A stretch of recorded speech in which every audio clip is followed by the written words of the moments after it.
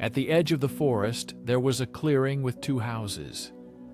They were surrounded by a dense forest, where they felt safe and secluded from the world.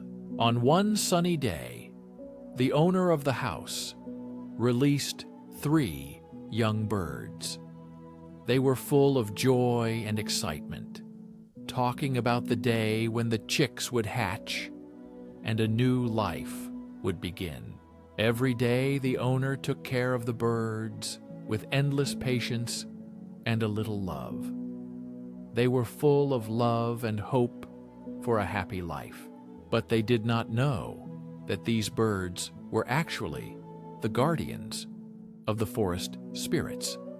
Every sunny morning, the owner heard a sound to find a bird at the edge of the clearing.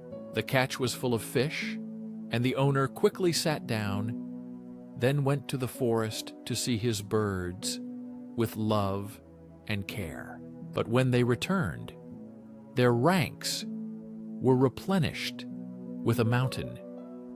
There were no Japanese left at the place.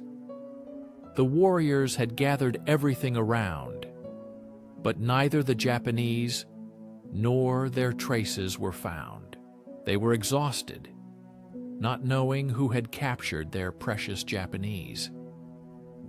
At the council, it was decided to send a scout and find out that there would be more wounded soldiers. It was necessary to choose a second group. The warriors sent a new scout to start everything over and report back to their own family. The scout was in another place. Time passed, and the warrior himself was covered with snow. The same warrior decided to hunt a boar, but the boar frightened the warrior. They repeated this ritual every day, hoping that their new Japanese would be safe. But one day, the scout returned and saw that the boar had fled. There was no snow in Yitz. At this time, the samurai knew who had killed them. It was the priest and the old man, Yaitsa. He began to argue with her, but the priest interrupted. The priest began to resist, and the samurai realized how Yaitsa was trying to deceive him. The same warrior, a half-gnome and an archer, ran to his friend, a worker. "I don't know what to do," he said. "The priest has taken our Yaitsa hostage." Crab, cunning and resourceful, replied, "Don't worry, friend, we have something to offer." After a few moments, Crab came up with a plan. He suggested that the samurai warrior, whom the innkeeper trusted, go to his support to make a plan. The same warrior went to his wife, the half-elf woman, to explain their problem with the old Yaitsa and to protect his position. "Protect their eggs. Are you sure this will work?" the female crane asked worriedly.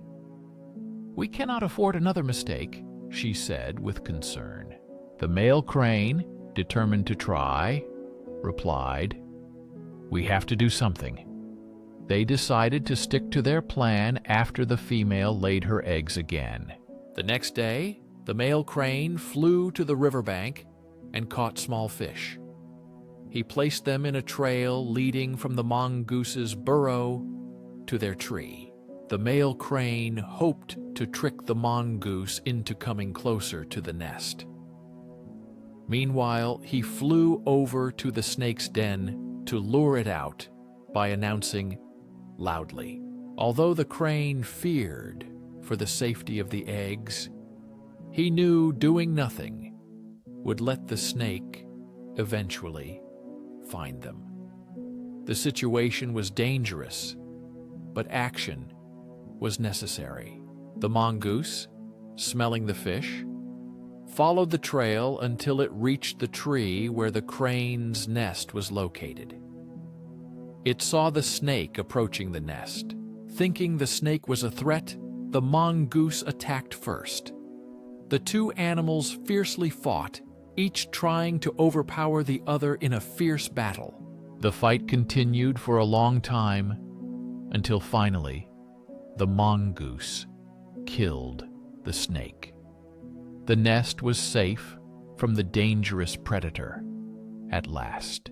The cranes gathered and took off with a loud noise, a sign that their chicks had hatched. But their celebration was short-lived as they noticed the fishmonger on the trail. They were shocked to see the mongoose, who was fighting with their enemy. Rushing to their nest, they realized that the mongoose had eaten their chicks.